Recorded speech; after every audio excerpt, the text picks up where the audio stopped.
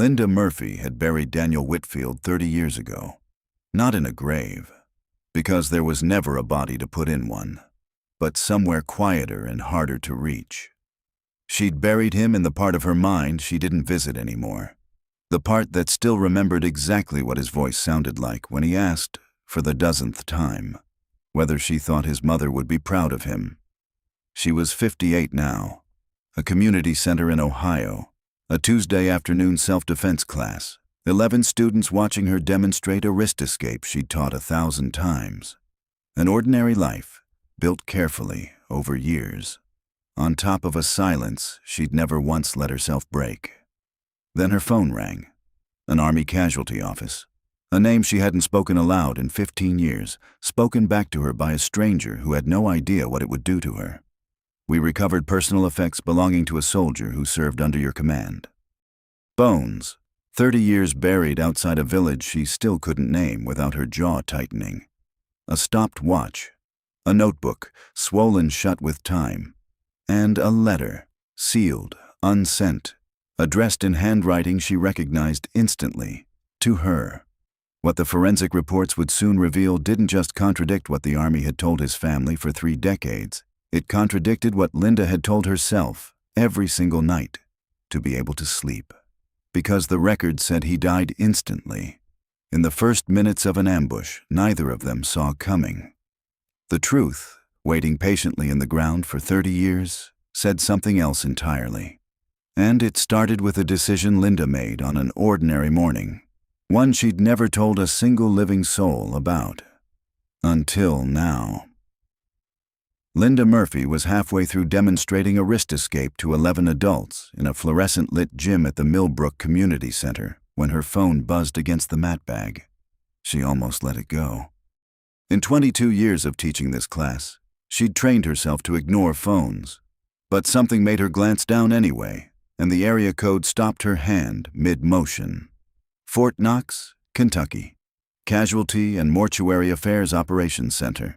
She'd worked with people who used titles like that. Nobody called from that office to chat. 5-minute break, she told the class, and stepped into the hallway before the phone stopped ringing. Sergeant Murphy? Retired Sergeant Linda Murphy? The voice was young, careful. The kind of careful that came from a script written by someone who understood these calls landed hard. My name is Staff Sergeant Aaron Cole. I'm calling from Army Casualty and Mortuary Affairs. Do you have a few minutes? I have a class waiting, she said, though she'd already backed against the wall, phone pressed hard to her ear. I understand. I'll be brief, ma'am. We're reaching out because we've recovered a set of personal effects connected to a service member who served under your command during your final deployment. We're trying to establish some details, and your name came up in the unit records as his squad leader. Linda closed her eyes.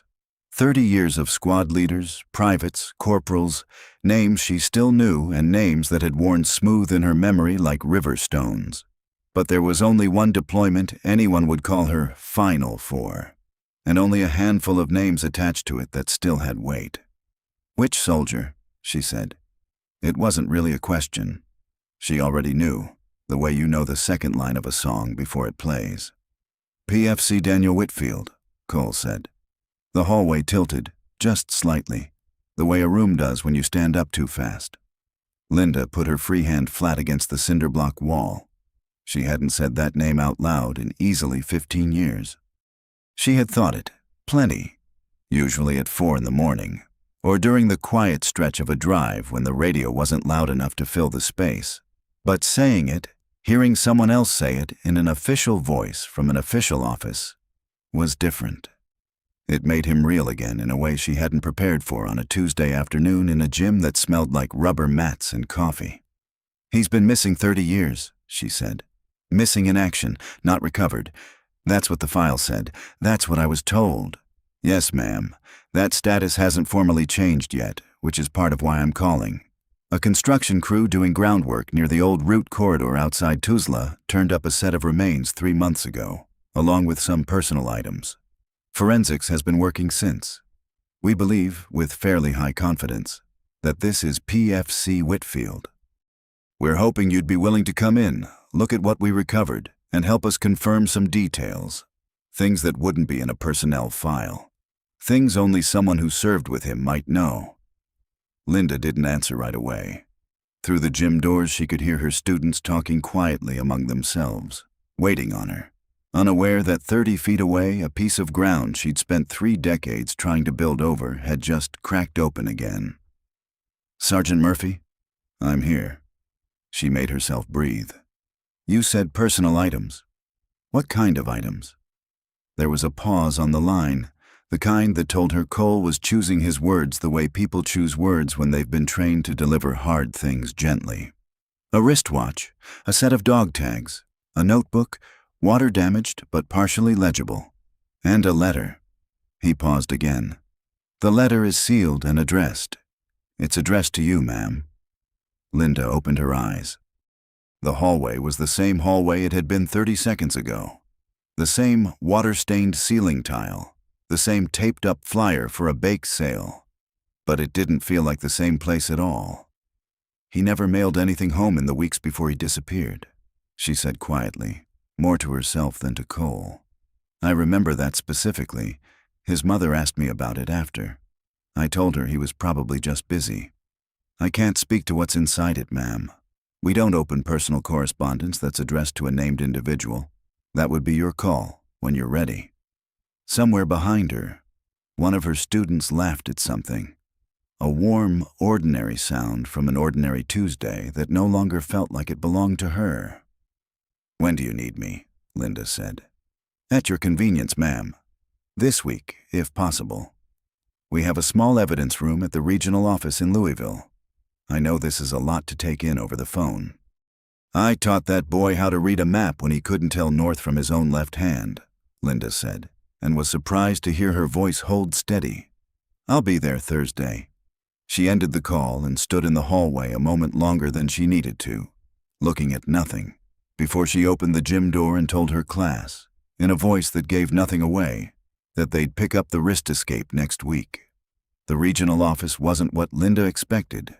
She'd pictured something colder: steel tables, harsh lighting, a room built for paperwork rather than people. Instead, Captain Elena Reyes met her in a small conference room with soft carpet and a box of tissues already sitting, unused but present, in the center of the table.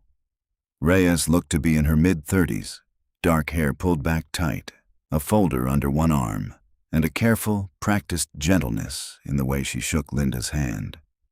"Thank you for coming, Sergeant Murphy. I know Thursday was fast.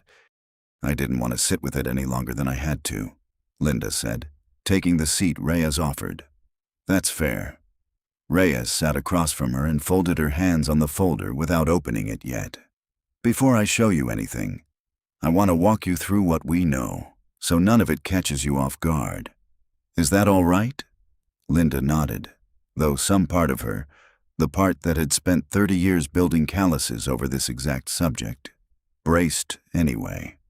"The remains were recovered from a site about 4 kilometers from where your unit's patrol route ran in October of 1996. Reyes said, "Dental records gave us a preliminary match within the first month. 2 weeks ago, DNA confirmed it. This is Private First Class Daniel Whitfield." Linda had known it was coming. Hearing it stated plainly still landed somewhere under her ribs. "I appreciate you being straight with me," she said. "That's the job." Reyes finally opened the folder, though she didn't turn it around yet. "There's something else, though, and it's the part I actually need your help with. The forensic timeline doesn't match the original after-action account." Linda went very still. "Doesn't match how?" "The AAR from '96 states the patrol was ambushed and PFC Whitfield was presumed killed in the initial engagement, his body unrecovered in the chaos of the withdrawal. That's been the working assumption for 30 years. Reyes chose her next words carefully. "Based on the condition and positioning of the remains, and some of what was recovered with him, our forensic anthropologist believes he survived the ambush, possibly for several days afterward." The room went quiet in a way that had nothing to do with the soundproofing. "Several days," Linda repeated. "We can't be exact, but he wasn't found near the ambush site. He was found in a sheltered ravine position nearly 2 kilometers from it, in a spot that suggests deliberate movement, not just being thrown by an explosion or dragged by the current of a firefight. There were signs he'd tried to construct some kind of shelter. The notebook we recovered has entries in it, dated ones. Linda pressed her palms flat against her thighs under the table, an old habit from long ago, a way of keeping her hands from shaking in front of people who needed her steady. "He was alive after we pulled out," she said. It wasn't a question anymore. He was alive, and nobody came back for him. "We don't know that anyone could have," Reyes said carefully. "The area was contested for days after the engagement. I'm not telling you this to assign blame, Sergeant Murphy. I'm telling you because the official record is about to be corrected, and because you're the person who can help us understand what actually happened during those hours before the ambush. Decisions, radio traffic, anything that might explain why he ended up where he did, moving in that direction instead of toward the extraction point." Reyes finally turned the folder around. Inside, in individual clear sleeves, were the items: a watch with a cracked face. Its hands stopped at 4:52, though whether that was morning or evening, no one could say. A set of dog tags, the chain rusted through in one place and mended, at some point, with wire. Mended by hand, Linda realized, by someone who'd taken the time to fix it rather than let it go.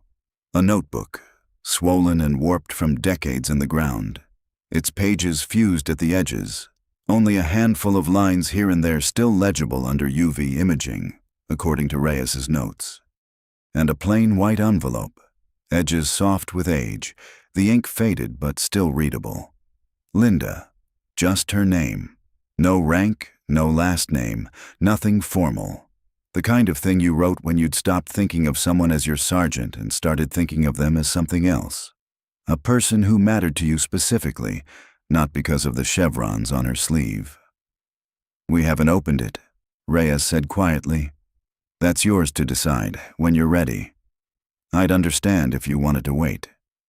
Linda reached out and touched the edge of the sleeve.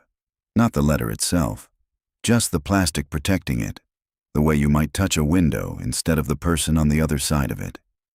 "He was 19, she said. "He used to ask me if I thought his mother would be proud of him, every few weeks, like clockwork. I always told him yes." She looked up at Reyes. "I need to know what happened to him. All of it. Even the parts that make me look bad." "That's exactly what I was hoping you'd say," Reyes said. "Because there's a discrepancy in the radio logs from that morning, and you're the only person still living who was on that channel." Reyes gave her the radio logs to read that afternoon, and Linda sat with them at the small table long after the captain had stepped out to give her privacy. The transcripts were clipped, official, stripped of everything except call signs and timestamps, but Linda didn't need the details filled in. She'd lived them. Reading the cold shorthand version was like watching a photograph of a day she remembered in full color. October 14th, 1996.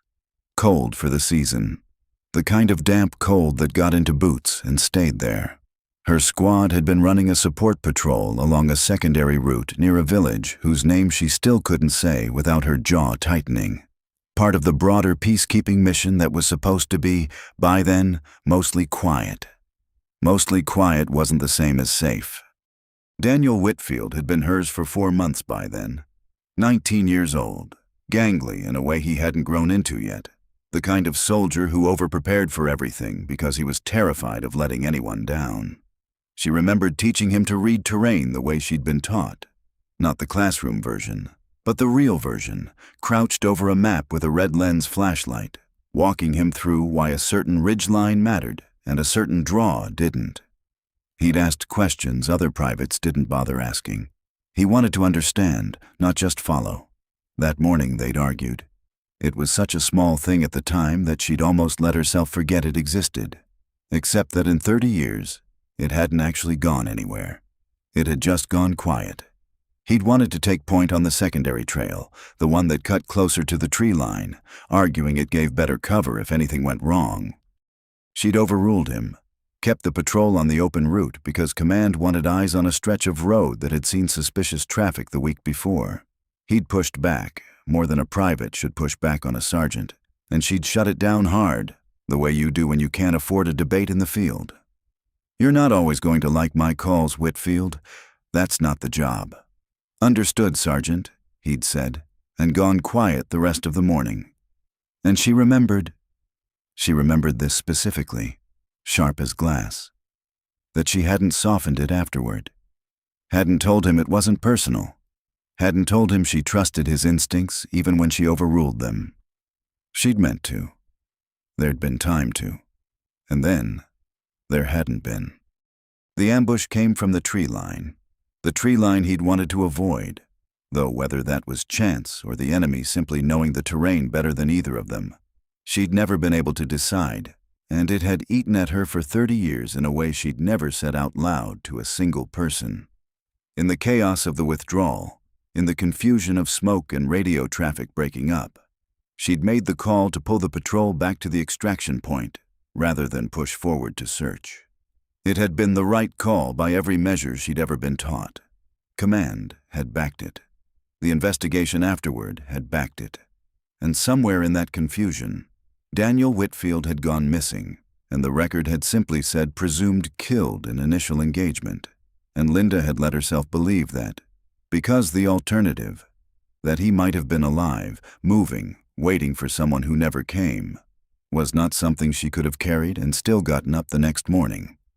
Now she knew the alternative was true, and she had to find a way to carry it anyway.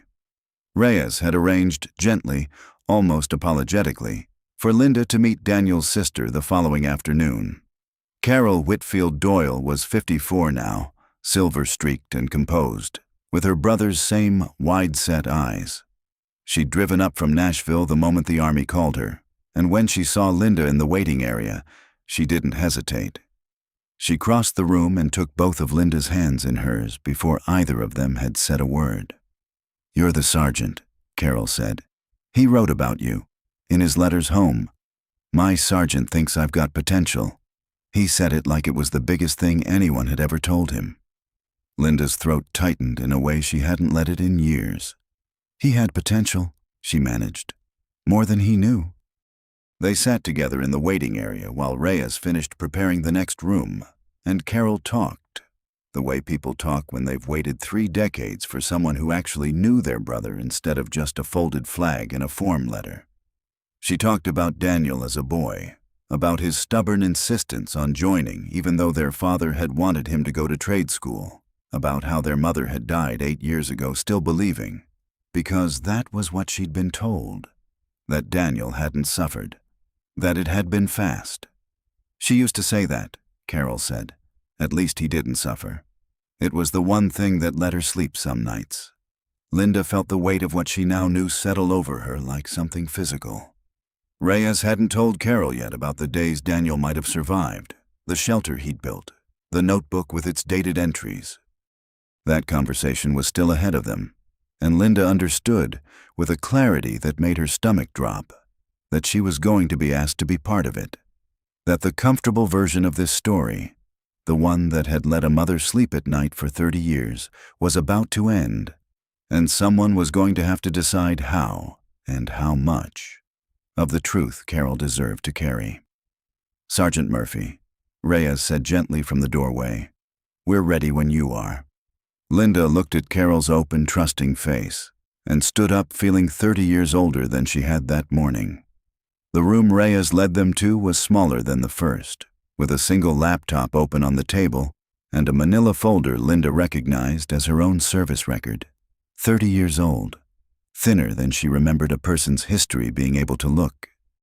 "Before we bring Carol in for the fuller conversation," Reyes said, closing the door behind them, "I need to ask you something directly, Sergeant Murphy, and I need you to answer as completely as you can.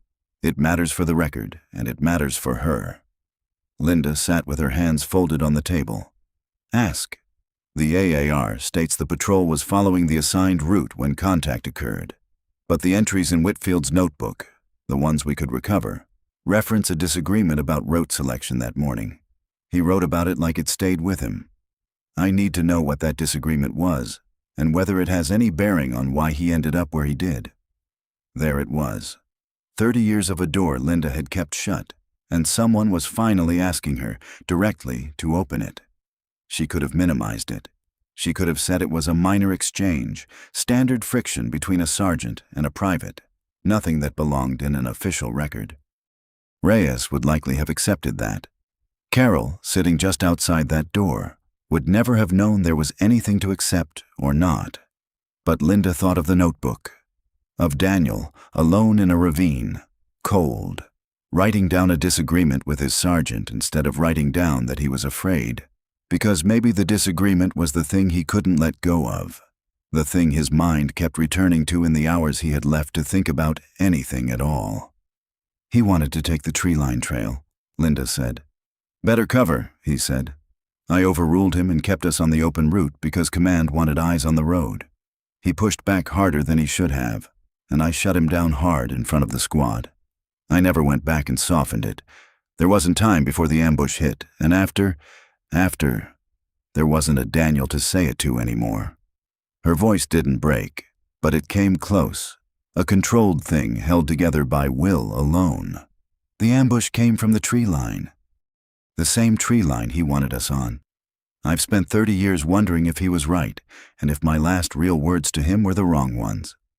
Reyes didn't write anything down right away. She let the room hold the silence for a moment before she spoke. For what it's worth, Sergeant Murphy, command backed your route decision at the time, and reviewing it now, with the intelligence available that morning, I don't see a call I'd have made differently. Ambushes happen regardless of which route you're on. That's not something I can promise you, but it's what the record actually supports. That's not really the question, though, is it? Linda said quietly. The question is whether Carol gets to hear the whole shape of it, or just the parts that let her keep sleeping. Reyes was quiet a moment. That's your call to make, not mine. I can present the forensic facts. What you tell her about that morning is yours. Linda thought about the tissue box sitting untouched on the first table, about Carol's hands closing around hers in the waiting room, about a mother 8 years dead who had gone to her grave believing her son hadn't suffered. She thought about how easy it would be to let that stand, to tell Reyes the disagreement was minor, to let the official record note a route decision without detail, to let Carol keep the comfortable version because the comfortable version was kinder. But she thought too of Daniel at 19, asking her 4 months running whether she thought his mother would be proud of him, needing to hear yes every time because some part of him wasn't sure. He hadn't wanted comfortable answers. He'd wanted true ones, delivered with care. She had built her entire relationship with that boy on the idea that respect meant telling him the real thing, gently, but telling him. She owed his sister the same. I want to tell her myself, Linda said, not you reading it off a report. Me, telling her what I know, in my own words. She should hear it from someone who actually knew him, not from a file. Reyes studied her for a moment, then nodded slowly.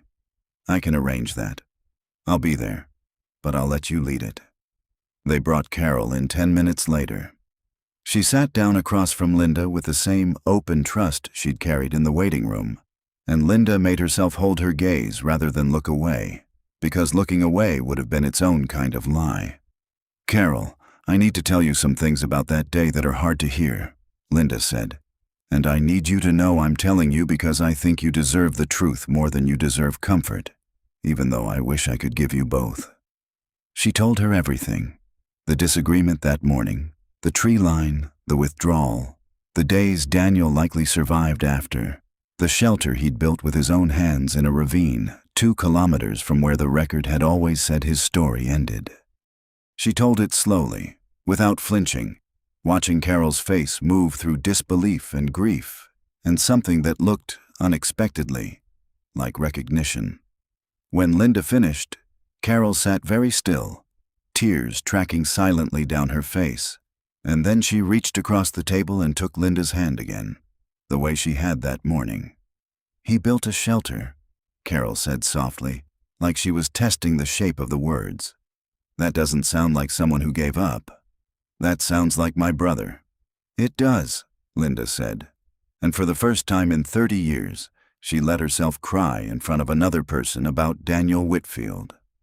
Reyes gave her the letter 3 days later, Once the case file had been formally updated and the envelope had cleared whatever quiet internal process determined such things could finally be released.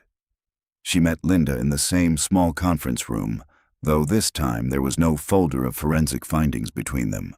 No radio logs, no discrepancies to untangle. Just the envelope, resting on the table. Linda's name still visible in handwriting she now recognized instantly, though she hadn't seen it in 3 decades. "You don't have to read it here," Reyes said. "You can take it home." "I know," Linda said. "I want to read it here. I think I need to not be alone when I do." Reyes nodded and stepped back toward the door, close enough to stay but far enough to give her room. And Linda opened the envelope with hands that were, for the first time since Cole's phone call the week before, steady. The paper inside was soft with age, the ink faded to a brownish gray, but the handwriting was unmistakably his. Careful, a little cramped. The handwriting of someone who'd been taught penmanship mattered and had never quite unlearned it. It wasn't long. It wasn't dramatic. He hadn't written it as a dying man's final testament, because when he wrote it, Linda understood from the date at the top. He hadn't yet known that's what it would become. He'd written it 2 days before the ambush, tucked it away, meant to mail it home eventually, the way soldiers sometimes wrote letters and sat on them, waiting for the right moment. It thanked her, plainly, for teaching him things nobody else had bothered to teach him. How to read the ground, how to trust his own judgment, how to be the kind of soldier who thought instead of just followed. It told her, in a few careful sentences, that he understood her job was to make hard calls he wouldn't always like, and that he respected her more, not less, for making them anyway.